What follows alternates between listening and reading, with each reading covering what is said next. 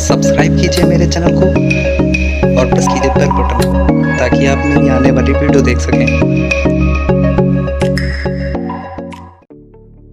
Hello friends, मैं अभिजीत। आज की वीडियो में मैं आपको बताने वाला हूं कि आपके सब्जी और फलों पर आने वाले जो फूल होते हैं वो सूख कर क्यों गिर जाते हैं, और इसी के साथ साथ जो फ्रूट आते हैं छोटे छोटे वो भी ग्रो ना करके सूखना शुरू कर देते हैं। तो इसका क्या रीज़न होता है और इसको हम कैसे सही करें।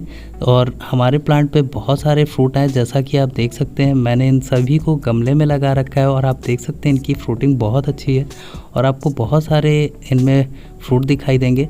तो इससे पहले मैंने आपको बहुत सारी वीडियो दे रखी है जिसमें मैंने आपको तरबूज, खरबूजे और ककड़ी को हार्वेस्ट करके दिखाया हुआ है। तो देख सकते हैं हमारा जो तरबूज का प्लांट है उस पर भी बहुत अच्छी फ्लावरिंग हो रही है और अभी भी उसमें पॉलिनेशन के कारण फ्रूट भी लग रहे हैं। और आप देख सकते हैं इनके जो फ्रूट के जितने भी फ्लावर हैं वो सूख भी नहीं रहे हैं और काफ़ी अच्छे से ग्रो कर रहे हैं। तो आप भी अगर चाहते हैं कि आपके प्लांट पे भी जो फ्लावर हैं वो सूखे नहीं और फ्रूट जो हैं वो भी सूखे ना, तो इस वीडियो को अंत तक ज़रूर से देखिएगा ताकि आप इनको केयर करना सीख जाएँ। बहुत से लोगों का मैंने कमेंट देखा, उन्होंने मुझसे कमेंट करके पूछा कि मेरे प्लांट पे फ्लावर भी आते हैं और फ्रूट भी आते हैं लेकिन वो छोटे पर ही सूख कर झड़ जाते हैं या गिर जाते हैं। और बहुत से लोगों ने मुझसे ये भी पूछा क्या इस टाइम हम तरबूज, खीरा, ककड़ी और खरबूजे जैसे फ्रूट के प्लांट को लगा सकते हैं। तो आप इस टाइम भी बिल्कुल लगा सकते हैं इन प्लांट्स को। वैसे तो इनको लगाने का सही टाइम होता है फरवरी मार्च का, जिससे इनकी ग्रोथ अच्छी होती है और इनमें फ्रूट बहुत अच्छे साइज़ के मिलते हैं। तो अगर आप टाइम के अकॉर्डिंग ना लगा के अदर टाइम में लगाते हैं तो आपको फ्रूटिंग थोड़ी कम मिल सकती है या इनके साइज़ पे इफ़ेक्ट आपको मिल सकता है, मतलब साइज़ इनका बहुत ज़्यादा नहीं मिलेगा आपको। तो अब हम बात करेंगे इनकी जो फ्लावर हैं वो क्यों गिर जाते हैं। तो सबसे पहले कारण तो ये है कि इनको आपने किस जगह पे लगा रखा है, इनको डायरेक्ट सनलाइट मिल रही है कि नहीं मिल रही है। क्योंकि इनको डायरेक्ट सनलाइट नहीं मिलेगी तो इनकी ग्रोथ अच्छी नहीं होगी और इन पे फ्लावरिंग नहीं होगी और इनमें फ्रूट भी नहीं लगेगा। तो कुछ दिन पहले मैंने आपको ये लौकी के प्लांट को सीड से ग्रो करके दिखाया था। आप देख सकते हैं इनमें बहुत अच्छी फ्लावरिंग होना शुरू हो गया है और अभी इनमें मेल फ्लावर आ रहे हैं और इनकी ग्रोथ बहुत अच्छी चल रही है।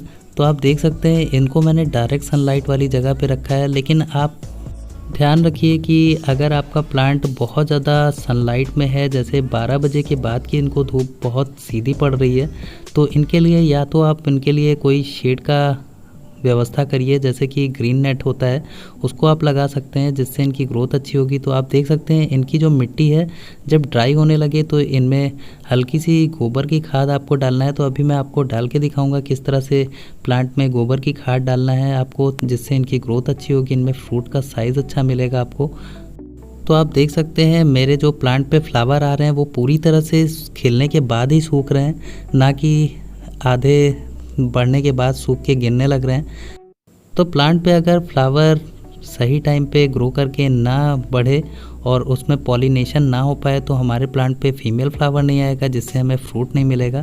तो ये देख सकते हैं बहुत सारे इनमें फ्लावर आपको दिखाई दे रहे होंगे, सारे फ्लावर बहुत अच्छे से ग्रो कर रहे हैं, ना सूख रहे हैं। और इसके बाद आप देख सकते हैं पॉलिनेशन के बाद इस तरह का फीमेल फ्लावर आता है, जैसा कि आप देख सकते हैं तो छोटा सा फ्रूट लेके आता है वो फ्लावर और बहुत अच्छे से इनके खिलने के बाद हमें बहुत सारे फ्रूट मिलते हैं। तो मैं अपने प्लांट पे देखिए कोई भी मैंने इस पर 3G कटिंग नहीं की है। हाँ, तो आप अगर आपके प्लांट पे किसी भी तरह से फ्रूटिंग नहीं हो रही है तो आप इन पर कटिंग कर सकते हैं, ऊपर का भाग जो है उसको तोड़ सकते हैं, जिससे इनमें नई ब्रांचेस डेवलप होंगी और हमको फ्रूट अच्छे से मिलेगा और फीमेल फ्लावर भी आपको देखने को मिलेगा बहुत सारा। तो पहला रीज़न था हमारा जो फ्लावर या फ्रूट ख़राब होके गिर जाता है, उसका रीज़न ये था कि हम इनको पर्याप्त धूप नहीं दे पा रहे हैं या बहुत ज़्यादा मात्रा में धूप दे रहे हैं, जिससे इनकी ग्रोथ ख़राब हो जाती है और फ्लावर सूखना शुरू कर देते हैं। तो इस बात का ध्यान रखना है आपको, इनको जितनी लिमिटेड में सनलाइट चाहिए उतना ही आप दीजिए। बहुत ज़्यादा मात्रा में सनलाइट या बहुत कम मात्रा में सनलाइट हमारे प्लांट को हार्म पहुँचाता है। तो मैंने अपने प्लांट को ऐसी जगह रखा है जहाँ पे 12 बजे तक ही धूप इनको अच्छे से मिलेगी, फिर उसके बाद इनको छाँव और हल्की धूप मिलेगी। अगला कारण है आपके प्लांट में बहुत ज़्यादा ओवर वाटरिंग अगर आप कर रहे हैं या बारिश होने के बाद आप देख सकते हैं आपका प्लांट पीला पड़ने लगता है, तो इसका यही कारण है कि बहुत ज़्यादा इनमें पानी रुक रहा है, इनकी जड़ें अच्छे से ग्रो नहीं कर पा रही हैं या रुक नहीं पा रही हैं, जिससे आपका प्लांट धीरे धीरे करके पीला पड़ने लगेगा और उनमें फ्रूट नहीं आएगा। तो आप देख सकते हैं मेरे पास लगभग हर दूसरे तीसरे दिन 4 से 5 ककड़ियाँ तैयार हो जाती हैं, जिनको मैं तोड़ता रहता हूँ। तो देख सकते हैं काफ़ी अच्छे साइज़ की ककड़ियाँ हैं और इनमें बहुत सारी ककड़ियाँ आपको दिखाई देंगी। थोड़े थोड़े दिन पे मैं तोड़ता रहता हूँ, तो आप देख सकते हैं। तो आपको ध्यान रखना है कि आपके पॉट से पानी अच्छे से निकल तो जा रहा है, क्योंकि कभी कभी बहुत ज़्यादा रूट होने के कारण भी जो पॉट के नीचे छेद होता है वो बंद हो जाता है, जिसके कारण पानी रुकना शुरू हो जाता है। तो इस बात का आपको ध्यान रखना है। और अगर पॉट से पानी नहीं निकल पा रहा है तो आप उसके छेद को बड़ा कर सकते हैं, जिससे बहुत अच्छे से उसमें पानी निकल जाए और अच्छे से हमारा जो फ्रूट है वो अच्छे से ग्रो करेगा, हमारा प्लांट भी हेल्दी रहेगा। तो आप देख सकते हैं मैंने इसको 12 से 13 इंच के गमले में लगा रखा है और ये भी बहुत अच्छे से ग्रो कर रही है हमारे प्लांट। तो ये ककड़ी का प्लांट है, आप देख सकते हैं इसमें बहुत सारे फीमेल फ्लावर आपको दिखाई दे रहे होंगे और किसी भी तरह से इसमें सूखने का आपको कोई भी वे नहीं दिख रहा होगा कि हमारा जो फ्लावर है वो सूख रहा है या फ्रूट सूख के गिर रहा है, ऐसा कुछ भी नहीं है। तो आपको बहुत छोटी छोटी सी बातों को ध्यान रखना है, जैसे थोड़ी सी बातों को ध्यान रख के आप अपने प्लांट को बहुत हेल्दी रख सकते हैं। जैसा कि आपको मेरा प्लांट दिखाई दे रहा है और उस पर आपको बहुत सारे फ्रूट लगते हुए दिखाई देंगे।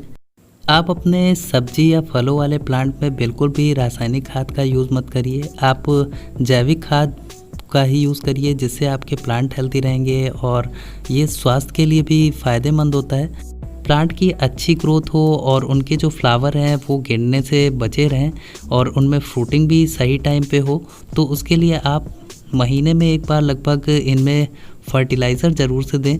यानी फर्टिलाइज़र आपको देना है तो वो भी ऑर्गेनिक देना है। मैंने आपको कई तरह के फर्टिलाइज़र बता रखे हैं। तो देख सकते हैं हमारे पास 2 ककड़ियाँ हमने तोड़ी थी और ये तीसरी है। तो बहुत सारी ककड़ियाँ हर तीसरे चौथे दिन आपको देखने को मिल जाएगी, क्योंकि इनकी ग्रोथ भी बहुत जल्दी होती है।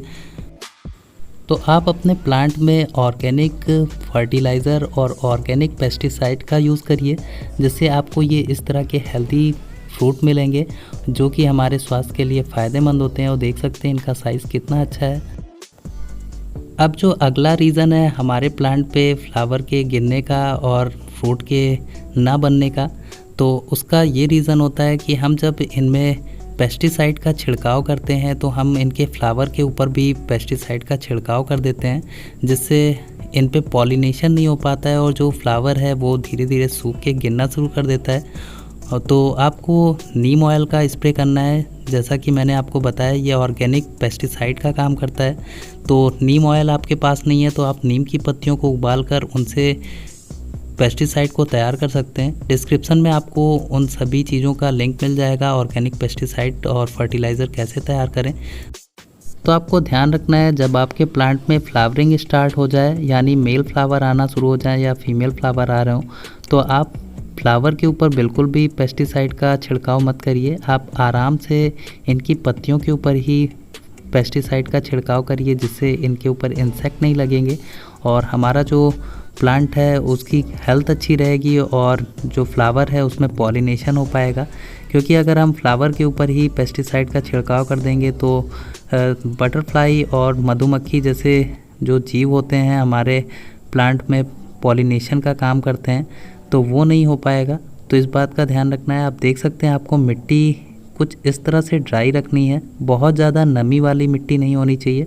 बस आपको ध्यान रखना है इसमें हल्की सी नमी बनी रहे और आपको इनमें जब फर्टिलाइज़र डालना हो तो हल्की सी आपको इस तरह से गुड़ाई कर लेनी है, ताकि हम इसमें जो फर्टिलाइज़र देंगे गोबर की खाद, मैं ज़्यादातर गोबर की खाद का ही यूज़ करता हूँ, क्योंकि गोबर की खाद सबसे बेस्ट मुझे फर्टिलाइज़र लगता है और ये किसी भी प्लांट के लिए बहुत ही अच्छा होता है, ना इसका कोई साइड इफ़ेक्ट होता है। बस आपको एक लिमिट में प्लांट में देना है, क्योंकि अगर हम बहुत ज़्यादा मात्रा में गोबर की खाद भी दे देंगे तो उससे भी बहुत ज़्यादा नमी पॉट में रुकने लगती है और हमारा प्लांट फिर सड़ने लगता है। क्योंकि पॉट में पानी किसी भी तरह से नहीं रुकना चाहिए, जिससे हमारी प्लांट की ग्रोथ ख़राब होती है। तो आपको इस तरह का गोबर की खाद लेना है। आप देख सकते हैं बिल्कुल भी इसमें स्मेल नहीं आएगी और ये पूरी तरह से सड़ी हुई है, पूरी तरह से काली आपको दिखाई दे रही है, यानी इसकी डार्क ब्राउन कलर को आप देख सकते हैं। तो इस तरह का आपको गोबर का खाद लेना है और गुड़ाई करने के बाद आपको प्लांट में लगभग छोटी सी आपको पतली सी इस तरह की लेयर आपको डाल देनी है, ताकि जब आप ऊपर से इसमें पानी डालेंगे तो धीरे धीरे पॉट की जो मिट्टी है उसको पूरी तरह से छन छन के मिलता रहेगा। और आपको पॉट में मंथ में एक बार ज़रूर से फर्टिलाइज़र देना है, जिससे आपके प्लांट पे जो फ्रूट हो रहा है उसका साइज़ बहुत अच्छा होगा, क्योंकि फ्रूट के लिए हमें थोड़ा सा फर्टिलाइज़र देने की ज़रूरत पड़ती है, ताकि हमारे प्लांट को थोड़ा सा ग्रोथ मिल जाएगी और उससे इनका हेल्थ अच्छा रहेगा। और जब प्लांट की हेल्थ अच्छी रहेगी तो हमें जो फ्लावर है वो भी मिलेगा और हमें फ्रूट के साइज़ भी अच्छे मिलेंगे। आप इनकी निचली कुछ पत्तियों को हटाते रहिए, जो कि हमारे प्लांट से एनर्जी लेती रहती हैं और उन पे फ्रूट अच्छे से ग्रो नहीं कर पाता, साइज़ अच्छा नहीं आता है। तो फ्रेंड्स, आप अपने प्लांट पर ये कुछ काम करके अपने प्लांट पे फ्लावर भी पा सकते हैं और इनकी झड़ने की समस्या और ये जो फ्रूट ना आने की समस्या है इसको भी दूर कर सकते हैं। तो ये मेरा वीडियो आपको कैसा लगा, अच्छा लगा तो लाइक कीजिएगा। आज के लिए इतना ही। Take care and bye bye.